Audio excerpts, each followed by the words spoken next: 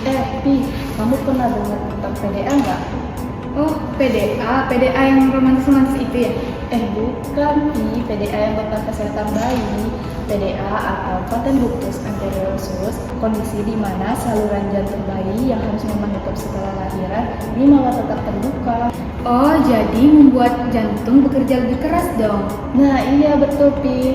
Jadi di video ini kita akan membahas secara singkat tapi lengkap tentang apa itu PDA. Jadi, untuk orang tua, mahasiswa kesehatan, ataupun orang yang lagi belajar tentang jantung anak, video ini pas banget dong. Bener, Pi. Yuk kita mulai pembahasannya. Guys, apakah kalian tahu apa itu PDA? Bukan yang dibilang Resti tadi ya. PDA adalah paten ductus arteriosus. Apa sih paten ductus arteriosus itu? Paten ductus arteriosus adalah penyakit jantung bawaan dari lahir pada bayi. Nah, jadi gini, waktu bayi dalam kandungan ada saluran yang bernama ductus arteriosus. Apa sih fungsi dari ductus itu? Fungsi dari saluran itu adalah untuk ngarahin aliran darah ke paru-paru pada bayi yang belum bekerja. Nah, setelah lahir, seharusnya saluran itu tertutup dalam 1-3 hari. Apa sih jadinya jika tidak tertutup? Itulah yang disebut dengan PDA. Masalahnya apa? Darah akan mengalir berlebih ke paru-paru dan itu akan menyebabkan bayi bikin sesak dan juga tumbuh kurang optimal. Di Indonesia ada ribuan bayi yang lahir dengan kondisi ini. Maka penting bagi ibu hamil untuk menjaga kesehatan, makan bergizi, tidak minum alkohol, dan jangan lupa imunisasi rubella. Nah, selanjutnya kita lanjut untuk definisi dari PDA. PDA ataupun paten ductus arteriosus merupakan salah satu jenis penyakit jantung bawaan yang terjadi akibat ductus arteriosusnya gagal menutup setelah bayi lahir. Ductus arteriosus merupakan pembuluh darah janin yang menghubungkan arteri pulmonalis dan aorta sehingga darah beroksigen mengalir dari plasenta ke dalam paru-paru yang belum berfungsi. Namun, apabila ductus arteriosus tetap terbuka ataupun paten, kondisi ini dapat menyebabkan masalah pada bayi baru lahir, seperti aliran darah berlebih ke dalam paru-paru, juga kurangnya perfungsi darah ke sistem. Nah, sekarang kita lanjut pada pembahasan selanjutnya.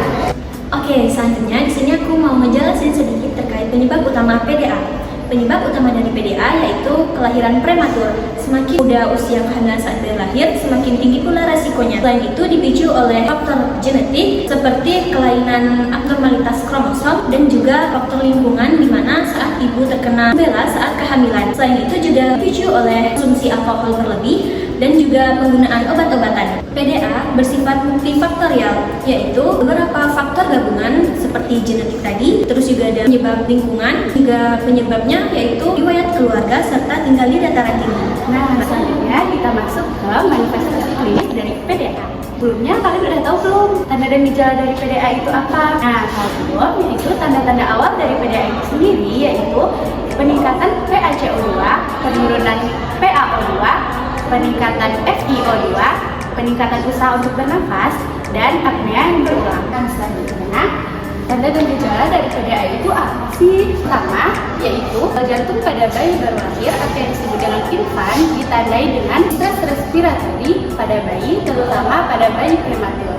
Yang kedua, yaitu munculnya murmur. Munculnya diapson murmur yaitu murmur yang terus-menerus terdengar pada saat sistol maupun diastol. Biasanya lebih keras pada saat sistol. Nah, yang ketiga yaitu perkembangan motorik lambat dan kegagalan perkembangan. Dan yang terakhir yaitu infeksi saluran nafas berulang. Selanjutnya kita akan bahas faktor risiko yang meningkatnya terjadi PDA pada anak. Yang pertama yaitu bayi kelahiran prematur, di mana PDA memiliki risiko tinggi pada bayi kelahiran prematur dibandingkan dengan bayi yang cukup bulan. Yang kedua yaitu riwayat keluarga dan faktor genetik. Jika ada anggota keluarga mengalami kelainan jantung bawaan, maka memiliki risiko tinggi PDA. Yang ketiga yaitu infeksi rubella selama kehamilan. Jika ibu terkena campak Jerman, maka akan menyebabkan gangguan pada janin jantung. Keempat yaitu bayi yang lahir di dataran tinggi. PDA lebih sering terjadi pada bayi yang lahir di dataran tinggi dibandingkan bayi yang lahir di dataran rendah. Kelima yaitu jenis kelamin. PDA lebih sering terjadi pada bayi perempuan dibandingkan bayi laki-laki. Nah, dengan memahami faktor risiko ini, orang tua dan tenaga kesehatan dapat lebih waspada deteksi dini dan mencegah komplikasi selanjutnya. Nah, selanjutnya epidemiologi dari PDA. PDA atau paten ductus arteriosus adalah salah satu kelainan jantung bawaan yang sering terjadi pada bayi. Terjadi pada 0,3 hingga 4 per 1000 kelahiran dan menyumbang 5-10% kasus penyakit jantung bawaan. Resikonya meningkat pada bayi prematur. Ductus arteriosus masih tetap terbuka, terutama pada 10% usia kehamilan 30-37 minggu dan 80% usia kehamilan 25-28 minggu dan 90% kurang dari 25 minggu. Di usia 7 hari, persistensi PDA masih tetap tinggi, terutama pada bayi yang sangat prematur. Sebagian besar PDA bisa menutup sendiri pada bayi usia di atas 28 minggu atau berat lebih dari 1000 gram. Di Indonesia, kasus penyakit jantung bawaan terjadi pada 8 per 1000 kelahiran dan 37% diantaranya penyakit PDA. Bagaimana sih patofisiologi pada PDA?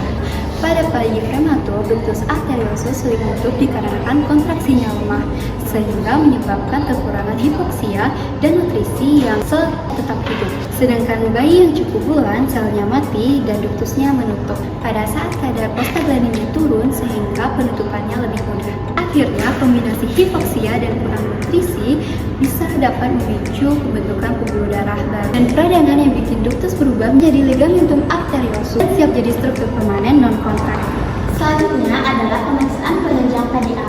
Untuk menegakkan diagnosis PDA, ada 3 pemeriksaan penunjang yang perlu dilakukan. Yang pertama adalah ekokardiografi, meliputi pemeriksaan ekokardiografi 2 dimensi dan pemeriksaan hemodinamik ekokardiografi Doppler. Yang kedua adalah ronsen torak. Pada PDA kecil, biasanya ronsen torak akan menggambarkan hasil yang normal, sedangkan pada PDA yang sedang dan besar, ronsen torak akan menggambarkan hasil kardiomegali dan peningkatan corak bervaskular. Yang ketiga adalah EKG. Pada PDA yang kecil, maka hasil EKG akan tampak normal, sedangkan pada PDA yang besar, hasil EKG akan menggambarkan hasil hipertrofi biventrikular dan kelainan pada atrial. Baik, selanjutnya kita lanjut dengan pencegahan pecah ductus arteriosus. Jadi dalam pencegahan ini itu dimulai pada saat ibu hamil. Nah, pada saat ibu hamil, ibu harus melakukan cek hamilan rutin seperti USG janin dan juga cek darah lengkap supaya kita mengetahui apakah terdapat gangguan perkembangan jantung pada janin yang lebih awal. Kemudian yang kedua itu adalah apabila ibu hamil itu memiliki riwayat hipertensi dan juga diabetes, itu wajib untuk dikontrol. Dan yang ketiga adalah vaksinasi sebelum hamil.